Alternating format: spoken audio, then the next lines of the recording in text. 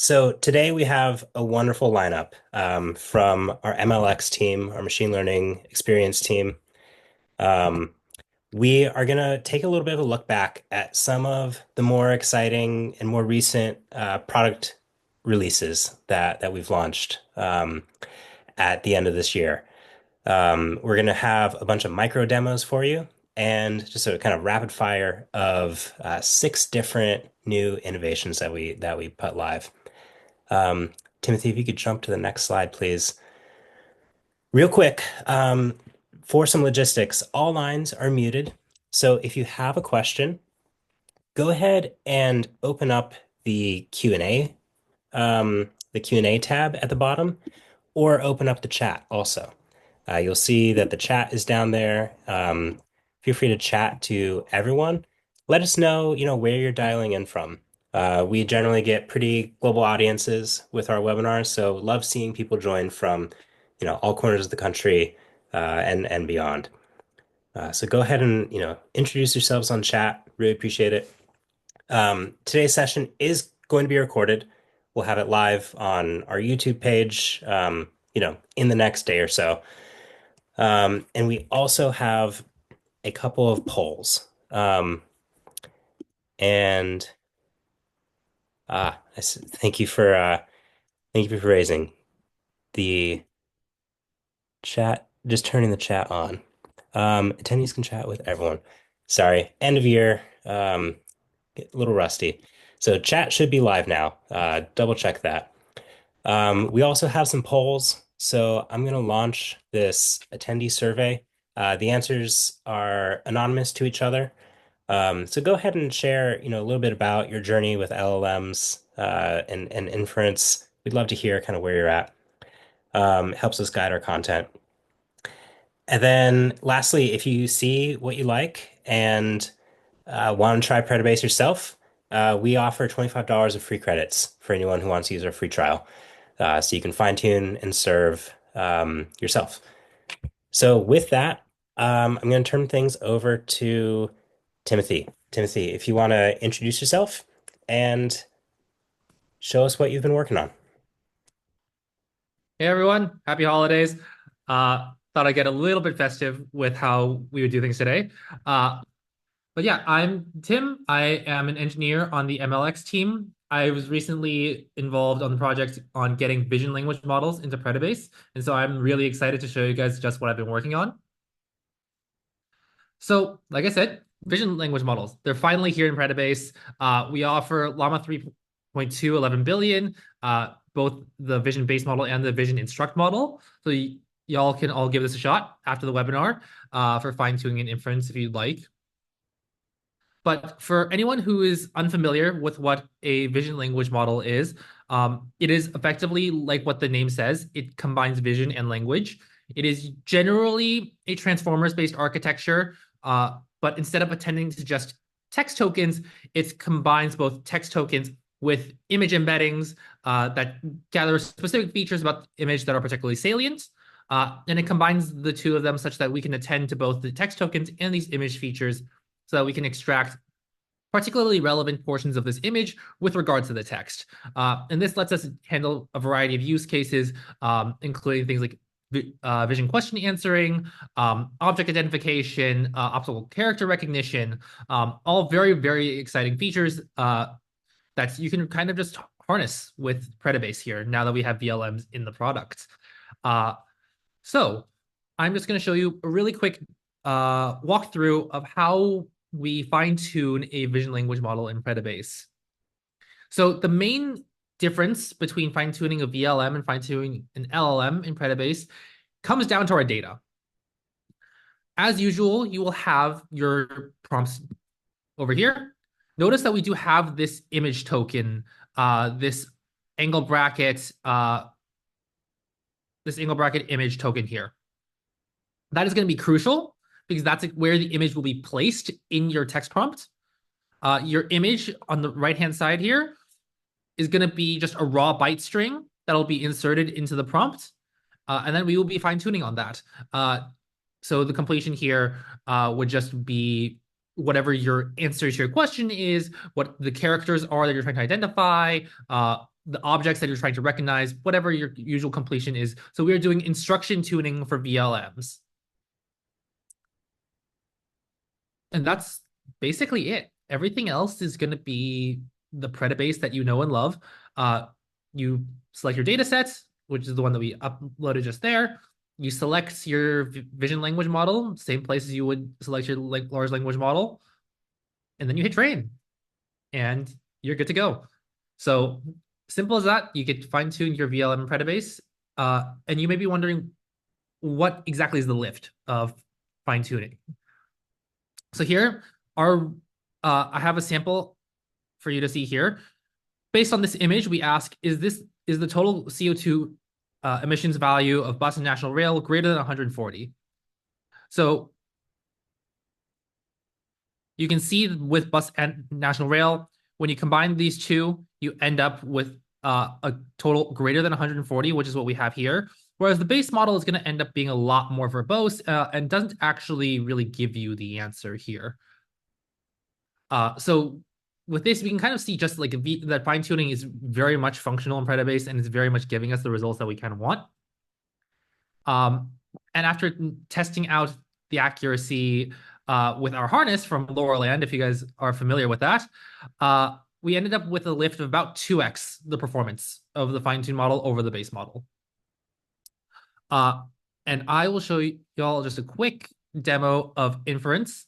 So here I already have my model loaded here. I'm going to use this preloaded prompt. This URL leads to this image here. So you can see, let's take a look. The question that I'm asking is, which year had the fewest combined sales in total? So I should be looking at 2014 here. And then I'm just going to run this through the base model first. And it's giving an answer that doesn't seem quite correct. And it's generating a lot of kind of just nonsense, just a lot of zeros. I'm going to stop that right there. And then I'm going to switch this over to my fine-tune adapter. You run this through, and we end up with the correct answer of 2014. So just a really cool way to test out VLMs in Predibase. We have a fine-tuned one, and y'all can see just the lift that fine-tuning can give. And I'm going to stop sharing now. I believe now is going to be Mr. Magdi to discuss embedding models in Predibase. Tim, I'm glad that we can do VLM fine-tuning in Predibase, and I'm excited to show you what I've been working on recently along with the team around capabilities that we've introduced for embedding models. So let me share my screen and then walk you through some stuff. So I thought for a starter, in case some people from our audience aren't very familiar, I'd give a very brief overview of what embedding models do and sort of why they're so powerful. So this is my attempt at a 30-second embedding primer. The idea is you use machine learning models to get numerical representations of text that make things that mean similar things appear close together in the space and things that don't far away.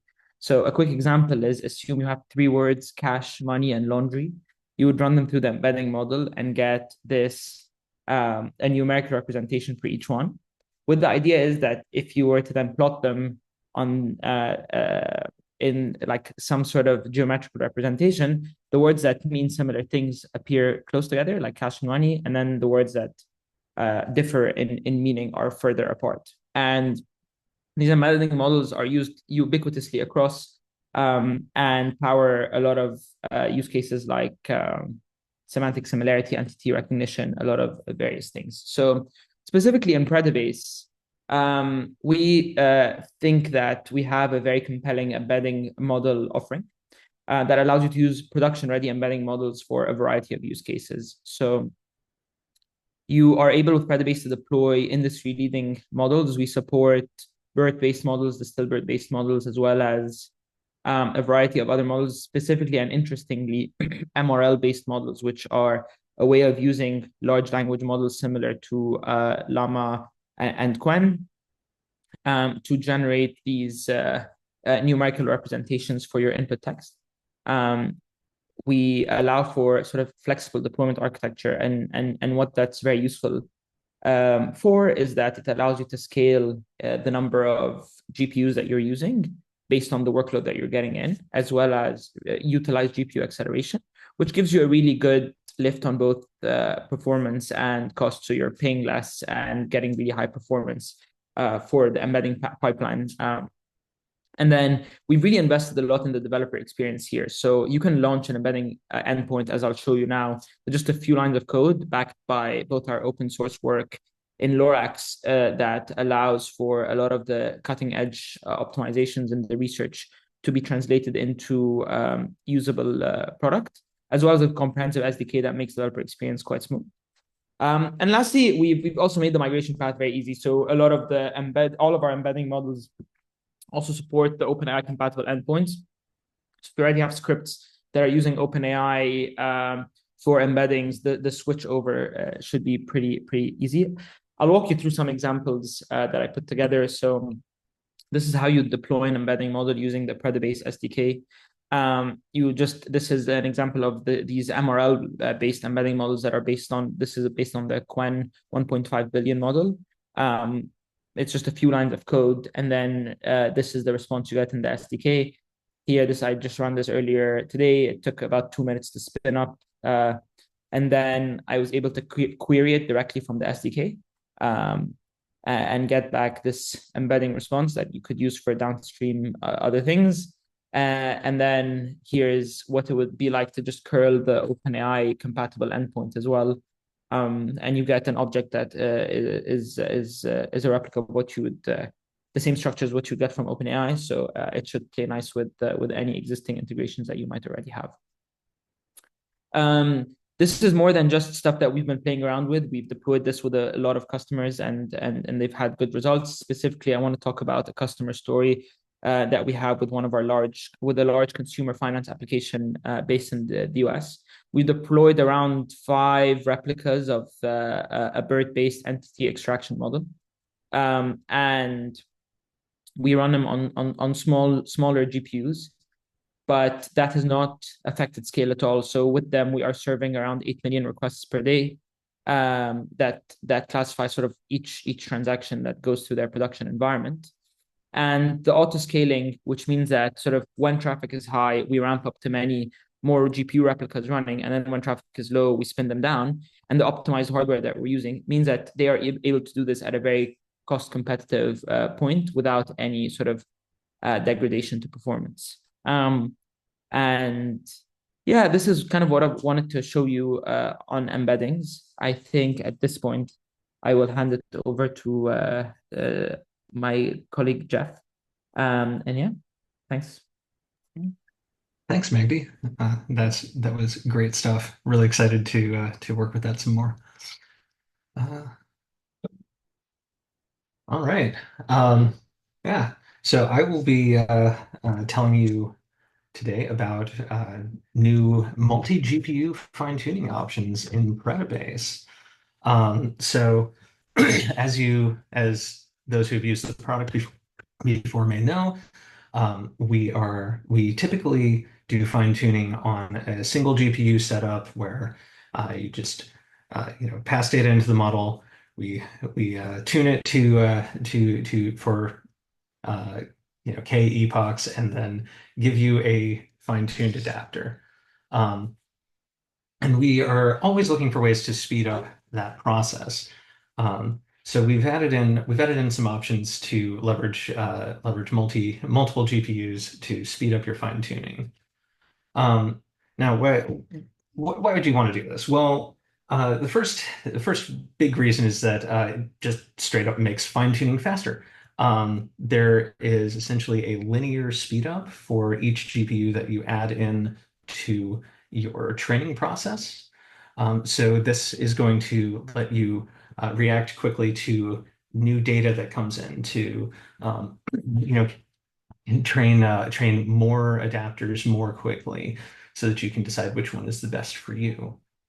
And then the other big advantage is that you will be able to scale to bigger data than you would on a single GPU. So let's say you move from 1 to 2 GPUs, you can essentially double your data processing capacity for free at that point. And that's you would be able to train on roughly a 2x size data set in the same amount of time as you would be able to train on half of that data in your regular data set on a single GPU. So yeah, this is just a great way to scale up your fine-tuning operations to scale up the data that you can work with. Now, how this kind of works, just a quick overview here. So as opposed to your standard training process,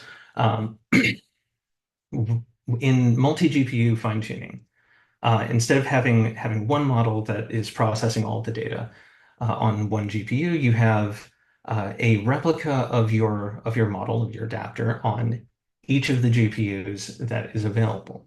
These replicas have the same weights. They are copies of each other. During training, each replica is going to get a distinct batch to process, independent of all the others.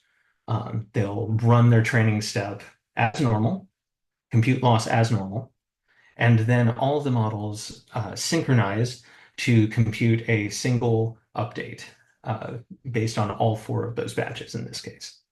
That update is then broadcast back to all of the model replicas so that you are keeping them synchronized as training goes forward.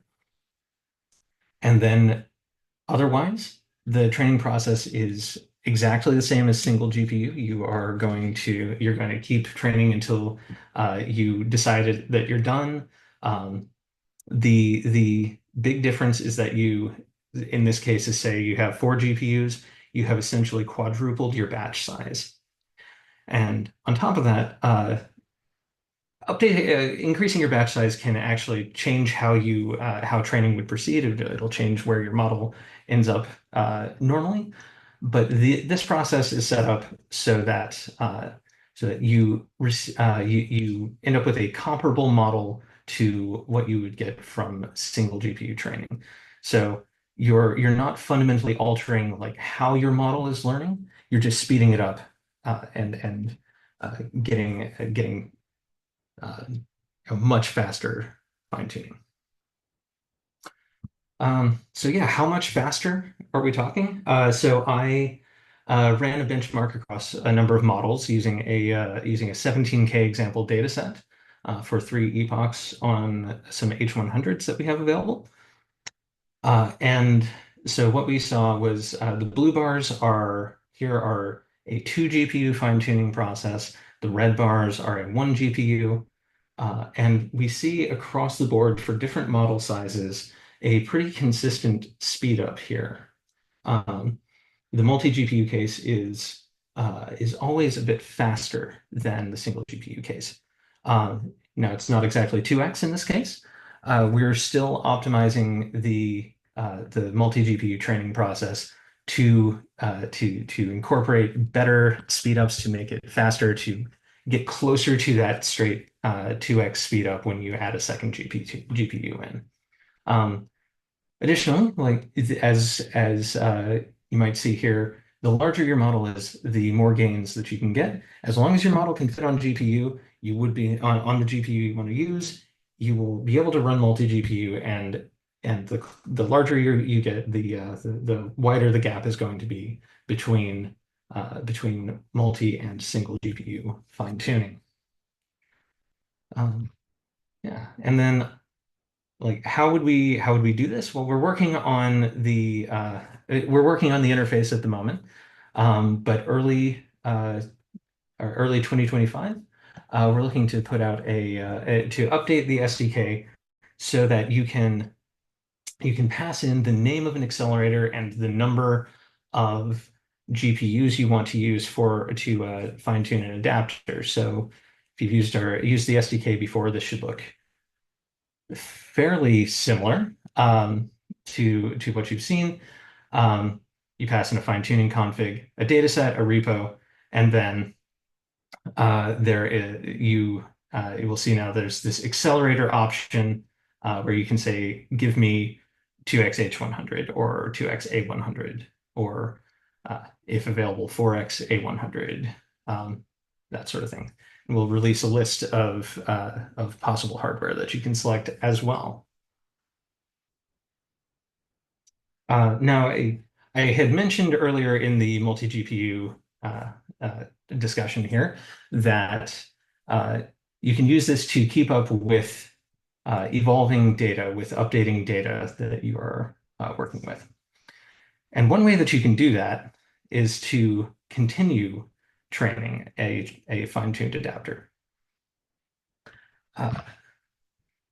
So yeah, the general idea here is that if you have a trained adapter, you can pick up right where you left off from those weights, from that checkpoint, and just continue learning from either the same data or new data.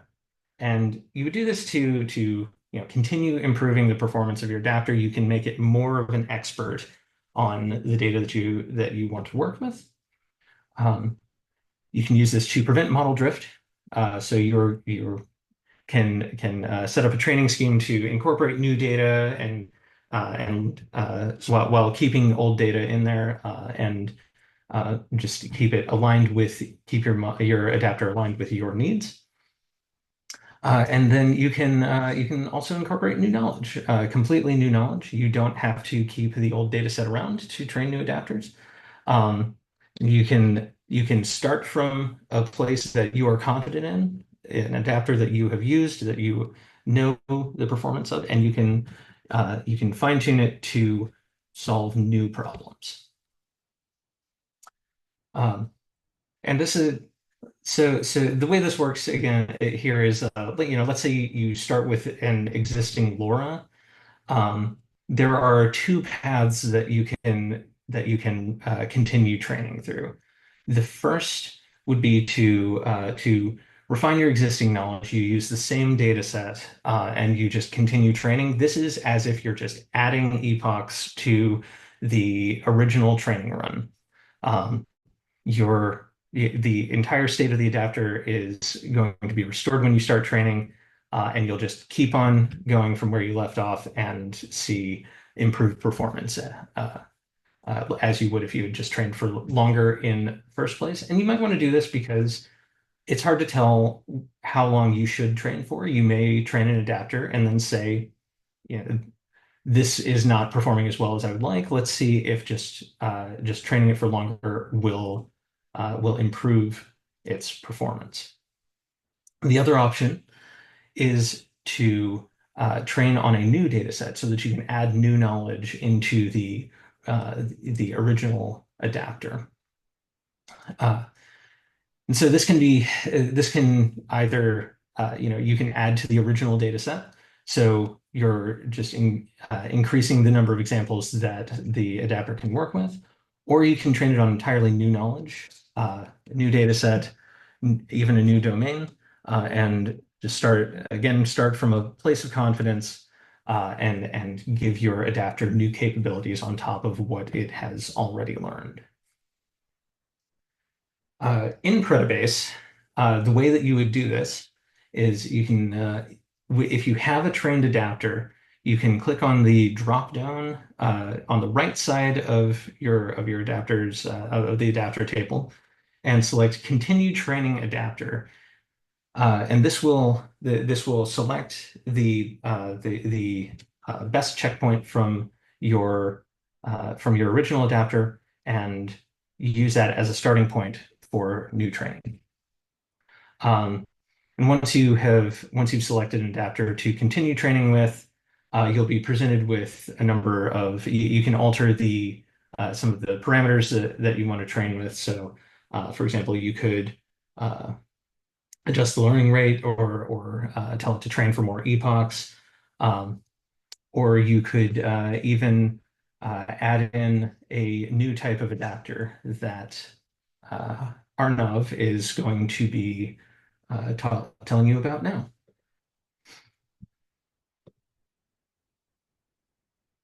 Thanks, Jeff. Let me share my screen super quick. One moment. Okay. For some reason, I can't see the tab I want to share. Okay, there we go. Okay, y'all can see my screen? I'll Thanks, focus Armin. that one. Awesome. Cool. So if you've done LoRa-based fine-tuning before, so what I'm going to be talking about maybe is, well, it's titled Turbo. It's a bit suspenseful and mysterious, but it's basically a way to extract more with your LoRa's in terms of throughput and performance. So if you've done LoRa-based fine-tuning before, you probably know that LoRa boosts model performance pretty significantly. And the way it does this is by adding these trainable low-rank matrices, highlighted in orange in this figure. And these are trained to adapt to your specific task during fine-tuning. However, what's probably lesser known is that this can actually slow down inference by usually 5 to 10% due to the added weights. And fundamentally, you're still limited by generating only one token per model forward pass. And that affects your throughput, particularly in latency sensitive tasks. But what if you could give your trained LoRa's a boost and make them 2x or 3x faster without affecting your model's quality? And we actually make this possible through a method called speculative decoding. It's not something that we've come up with uniquely, but we do have a unique spin on it. So let me give you a bit of a primer on what speculative decoding is. Spec decoding starts with a very simple but powerful idea. Can we train a model to not only correctly predict the next token, which is sort of how you see your model stream tokens one at a time, but can we also teach it at the same time how to generate several future tokens ahead? And to make this work, speculative decoding starts with, has two key steps in its generation process. Draft process, here labeled as predict at the top, and then a verification process. So the drafting process basically involves the model guessing, the next token along with k additional guesses. And the verification step, right, takes those guesses and then verifies that that is what the model would have predicted. And it keeps the correct ones in the order that they appear. I don't want to go too into depth, but there's a lot of reading out there on this method. The main takeaway that I want you to have is that every time we pay the cost of a forward pass, we want to try and generate more than one token because the cost of doing a single forward pass with these big models is very expensive. And so if you can make the drafting and verification process very cheap and efficient and guess correctly most of the time, then in theory, we should be able to speed up generation, right? And that's essentially the goal. And so here's what we've done with speculative decoding. That's sort of our unique spin. And we're going to go with the give your LoRa's a turbo boost. So let's say you start, you come to Predibase, right? You have your data set. There's a large language model you want to fine tune and you train a LoRa. Or you decide that you've trained your LoRa elsewhere. Some people use libraries like transformers to train their models. You can actually import that into Predibase, right? And start there. From there, what you can do is freeze the base model as well as the LoRa, and then train a set of turbo projection layers. And each of these turbo projections that you see is sort of tasked with predicting like one future guess, right? So if you predict like, the quick brown fox, let's say your model would predict jumps, then maybe turbo 0 or turbo 1 would predict, jumps like over the lazy, like each of those projections would target one of those future tokens, right? And so that's what we're going to train on the same data set, right? Over the same distribution that your LoRa was trained on.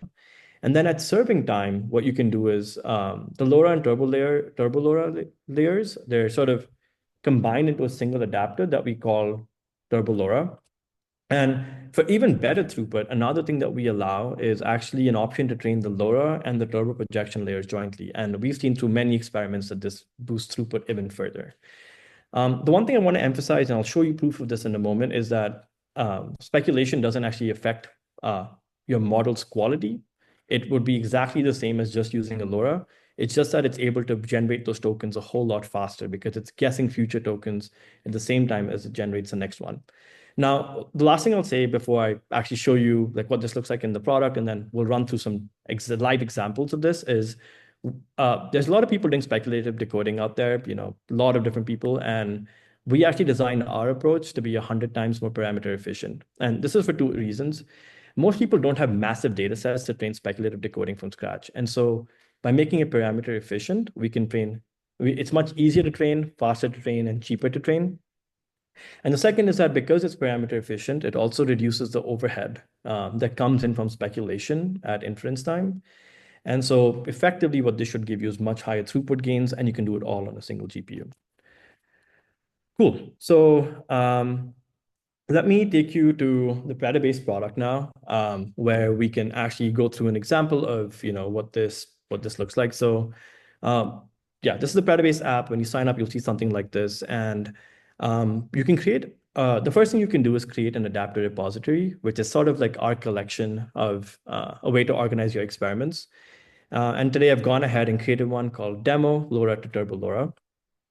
And you have two options when you start. You can either train a model from scratch by clicking New Adapter, or you can upload an adapter if you've already trained your LoRa's outside of the Predibase platform. We're able to just ingest those as is. So I went ahead and trained a LoRa on the Con NLPP dataset, and I'll talk about that, like what that task is in a moment. And what I did then is I pressed on this kebab menu and I pressed continue training adapter. So sort of the feature that Jeff just showed you prior, the continue training feature. But what you can do is instead of continuing to train on a LoRa, which is what Jeff was talking about, you can just select the turbo option and hit train. And basically, I guess I just need to enter some values as it goes with live demos. But yeah, essentially this would kick off a training job to train the speculators for you on the same data set that you trained your LoRa on. So it's just as simple as that. But again, for demo purposes, I've already trained one for us here. And I'll show you throughput in a moment. And just for comparison reasons, I also trained the Turbo LoRa adapter from scratch, where we trained the LoRa and the Turbo jointly. And so we can see what performance is like when we run inference with that. Cool. So hopefully everyone's still with me. We're going to benchmark 3 models. One, just the LoRa, one Turbo trained on top of a LoRa, and the third is the Turbo and LoRa trained jointly from scratch. And so what I've done is I'm now switching over to a notebook, which uses the Predibase SDK. It's the fastest and probably the easiest way to test performance. And I won't go through installation steps, but you can download Predibase and log in and create your Predibase client. But we're going to do a couple of quick things. So I'm going to grab the data set I trained on, right, and see how it's doing. And we'll make sure that's downloaded. We can load the data set in. And I also want to show you guys what the task is. So just so you get some context. The main thing is that we're trying to do named entity recognition. And for those who aren't familiar with it, it's a way of just doing like information extraction, but for specific, like a predefined schema, right? So in this case, you'll have an input sentence like this, right? Some long phrase. And what we're trying to generate is this structured output that has 4 keys: person, organization, location, and miscellaneous.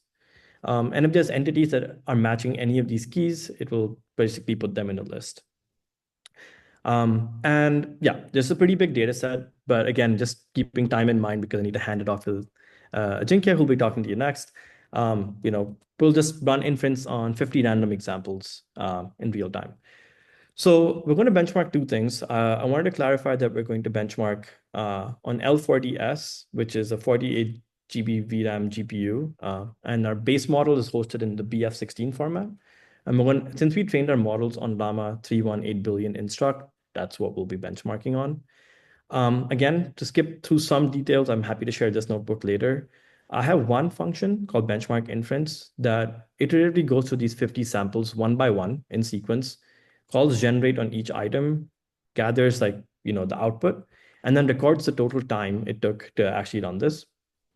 Iteratively, through 50 examples.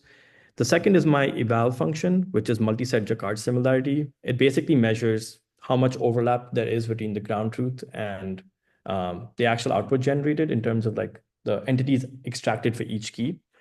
And the third is just a visualization function to understand, time taken, performance, scores, things like that. And so with the Predibase SDK, you can initialize your client. And this is the name of my deployment that I've created. It's called, just for clarity for myself, we support both shared and private deployments, but for this demo purpose, I have private deployment. And I did want to say, like, structured named entity recognition is a great task for fine-tuning because base model performance tends to be very poor. And this is an example of like the base model being queried. So with that, I'll stop rambling and keep it simple. We're going to do three things. We're going to take our adapter. We're going to make sure the weights get downloaded by running a warm-up query. We're going to sequentially go through, all the examples in our 50 examples and generate an output, get the time it takes to generate those, compute a score, and log that out. So yeah, we'll run this live. Don't know what to expect. We'll see what happens. And what I've done is I've decided to log, like, every time it gets to 5 requests, it just, logs that out. So let's see how long this takes. I'm going to guess, maybe 30 seconds or so. And so this is just the base LoRa, the base just, yeah. And so we can see that it took approximately 32 seconds to get through 50 queries, but it produces a really, really high Jacquard score of about 0.96867. And you'll see why I have it to 5 decimal places in a moment, right? And so, yeah, that's what we see with regular LoRa. And the next thing I want to benchmark is with the exact same setup, I want to benchmark this turbo projection, the speculative decoding piece that I trained on, along with the base LoRa that we trained, right? And so that's what this model is. I trained them out of sequence. So just to show you, like, number 4 is the turbo speculator. And what you'll notice almost instantly as you watch this is it's going way quicker over the exact same data set.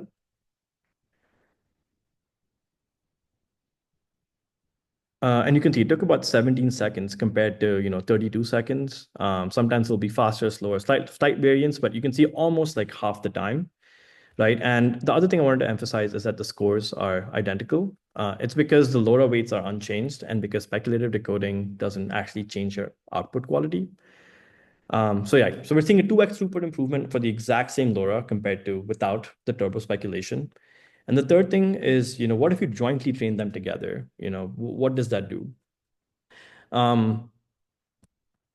You're seeing that this is still going, roughly as quick as just the turbo case. And we'll see what, throughput numbers or time, how much time it takes in a moment. And very interesting. I guess maybe live demos don't always work so well. So we're seeing that the total time was slightly higher than turbo trained on top of a LoRa. Typically, these can be comparable, or turbo LoRa is usually a little bit faster. But the other thing I wanted to mention is that the Jacquard score is slightly higher. Maybe like an easy way to visualize this is through this chart here. So you'll see that turbo LoRa has slightly higher score, but turbo plus LoRa and LoRa are identical. No difference, just significantly faster than without it. And so hopefully that demonstrates, this is just a really simple example to demonstrate that, turbo boosting for your LoRa's existing or new ones that you train helps improve your throughput by usually at least 2x. And with that, I'll leave you with the final question. Here we're talking about predicting more tokens or generating more tokens for each forward pass. But what if you could make each forward pass faster by itself? And with that, I'll hand it over to Ajinkya to talk to you about FP8.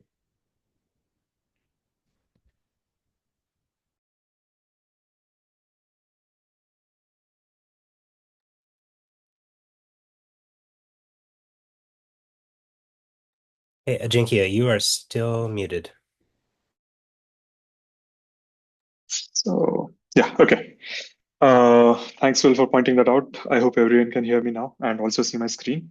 So yeah, just give me a second. Yeah, so as Arnav mentioned, Arnav talked about like taking the model output once you have done the forward pass, taking the output of the model and squeezing the last bit of information out of it so that instead of predicting single next token, you predict like multiple next tokens, right? And then you get better throughput, right? But what about latency? Like throughput is great. Like if you can get more tokens within a single forward pass, that's always great. But can you make the forward pass itself more faster, right? And that's where this idea of FP8 comes in, right? So what is FP8? So FP8 is a form of quantization, and quantization is important because these LLMs keep getting bigger and bigger. And when you say that an LLM is big, you mean the number of parameters that it has is large. So, for instance, if you talk about Llama 7 billion, it has 7 billion parameters, and an LLM is described like in entirety by all these parameters and how these parameters interact with its input, right? And so the amount of storage that you use to store each of these parameters controls how large an LLM is. So for instance, you could use 32 bits to store a single parameter, and then that would require 7 times approximately 4. That's 28 GBs on GPU memory to host that particular model. But uh, that's too much, right? And that's unnecessary. The 32 bits of precision is not needed because each parameter, uh, there is a lot of wiggle room over there for how you represent a single parameter, right? So then people thought, oh, okay, why use 32 bits when you can use 16 bits, right? So then people moved to 16 bits. And then you suddenly use 2x the less amount of memory than FP32, but the performance degradation, the accuracy doesn't go down similarly, right? But then, okay, people thought, oh, okay, this seems to work well. Why can't we go down more? And so people decided, okay, we're going to try FP8, right? Floating point 8, where we only use 8 bits to store a single parameter. And that's like twice the lesser, 2x lesser memory, and it's also 2x faster because then NVIDIA realized, oh, this is so great that we should just implement it in hardware. So the Tensor cores have like FP8 implemented in them. And so you can see here the BF16 gives 1.9 teraflops, while FP8 Tensor Core gives like 3,900 teraflops, right? So that's great. You're getting huge reduction in memory and huge increase in like the speed of the model, right? There is int8 as well, but it's not as great as FP8 because you need to use integer numbers to represent weights. That's not as great as using floating point, where a single number, there's a lot of flexibility in what kind of things that you can represent with a single number there. Right? So that's FP8. And here the idea is that let's use the FP8 powered technology to describe FP8, right? So the idea is to shed weight, right? Like if you want to run faster, if you reduce the weight, you have a better chance of going more faster, right? So that's basically the idea. Reduce the weight in your LLM, right? And there are a lot of quantization techniques, right? You can do int4, there is FP4 that is going to be present in your NVIDIA chips. But what's so special about FP8 is that it just hits the sweet spot between speed and the model performance, because anytime you quantize a model, you are losing some information, and that loss of information can degrade a model's quality, right? But FP8 is nice in the sense that the quality degradation is extremely small, but it's faster, right? And the way so this is great in theory, right? That all of this works, but for us it is important that FP8 should work with adapters, right? And for maximum versatility, what we want is that you should be able to train your adapters on like maybe BF16, FP32, however you want, right? But you should be able to take those adapters that you've trained and apply it on a FP8 model, and it should just work. And we have designed it, we have made our FP8 implementation in such a way that this actually happens. And so here are some tables that I'd like to show you, that you can take these adapters that are trained on FP16 model, and you can just plop them on top of an FP8 model, and it just works. You can see the accuracy degradation is minimal, but for these MRPC, like these semantic similarity style queries, you get like 60%, 1.6x speed up, right?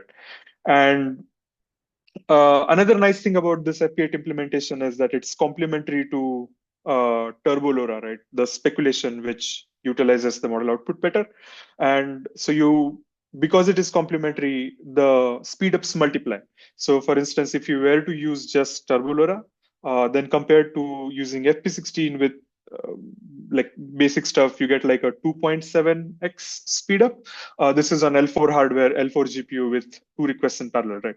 So you get like a 2.7x speed up. But if you were to use FP8, like if you were to just swap out that FP16 model with an FP8 model, then now it suddenly becomes 4.4x faster than the baseline, which is great, right? So there are like three great things about this implementation: that there is almost no degradation in quality. It complements other improvements that we have made in the platform, stuff like Turbo LoRa, and you can reuse adapters that are trained for models with higher precision. So that's that's the so that's the great thing about FP8. But this is and FP8 is not unique, right? If you go to VLLM, it implements FP8, right? And even Lorax, right? If you were to take Lorax, it has FP8 implementation that if you were to run this yourself, you would definitely get the benefits of, right?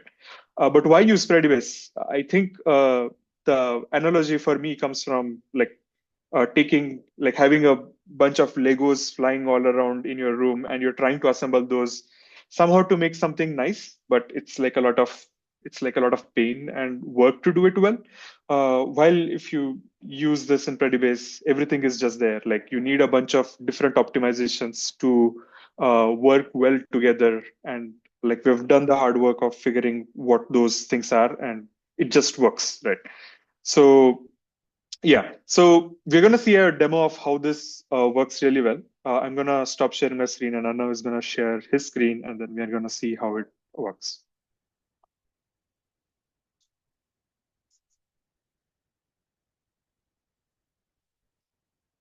Yeah, so Arnav mentioned that you can do Turbo LoRa and you're able to get down the latency, not latency, the amount of time it takes to process these 50 requests from 32 seconds to like half, somewhere around 17 seconds, right? So we're going to see what happens when you add FP8 to the mix. So there is, Arnav has created another deployment called as Llama, blah, blah, blah, FP8. That the only difference from the previous deployment is that the base model is hosted in FP8 checkpoint instead of BF16 checkpoint, right? And we are going to use the same adapter that Arnav used in his previous cell, the adapter number 3, which was trained for on BF16, and we're going to use it. And hopefully this should be not significantly, but less than 17 seconds, right? So yeah, can you please run it on now?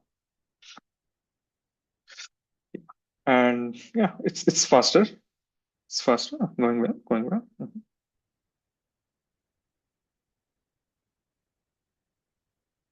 Hopefully it takes less than sub 10 seconds. Okay, 13 seconds, not bad. So we were able to further shave off like 5 or 6 seconds by switching to FP8 from FP16. So yeah, that's it. That's it from my side.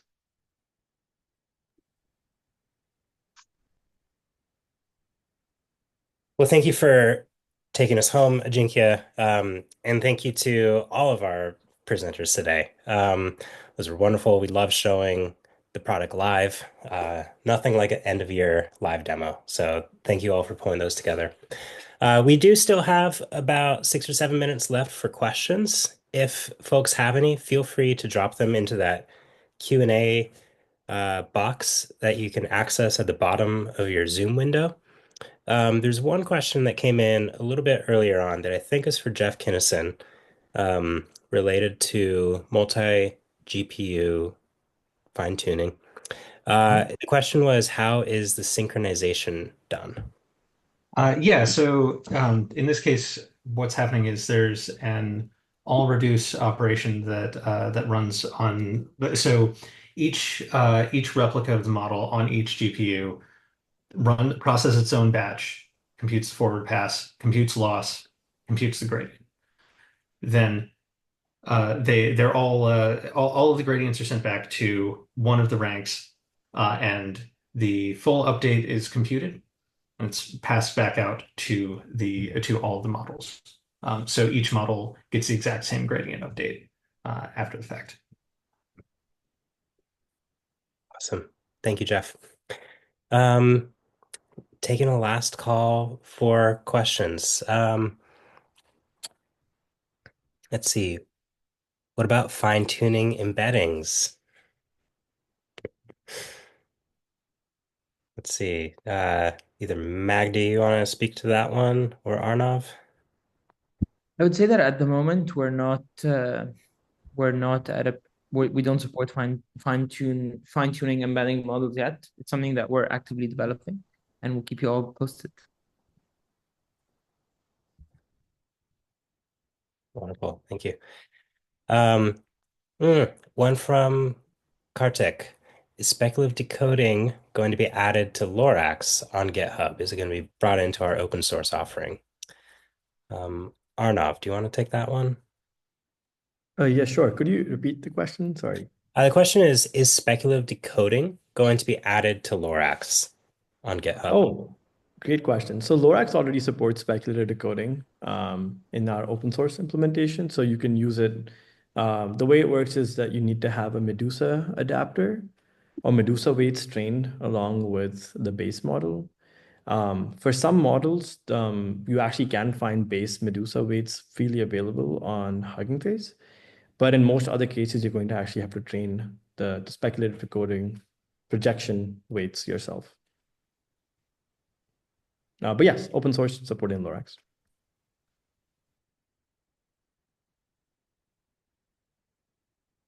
All right. Last call for questions. As a reminder, this will be made available on our YouTube. So if you check out the Predibase YouTube channel, this video should make its way up there before the weekend. If you want to rewatch anything or share anything, and folks from our team should be following up with you directly with that recording in these next couple days. But not seeing any other questions come through. Again, just want to thank everyone for fitting one last webinar, both from our side of fitting it into a busy end of year. I know we're all trying to build a lot, before these end of year code freezes. And thank you everyone for joining. I know you have a lot of places to be. Holiday travel is coming up, so travel safely if you're going somewhere.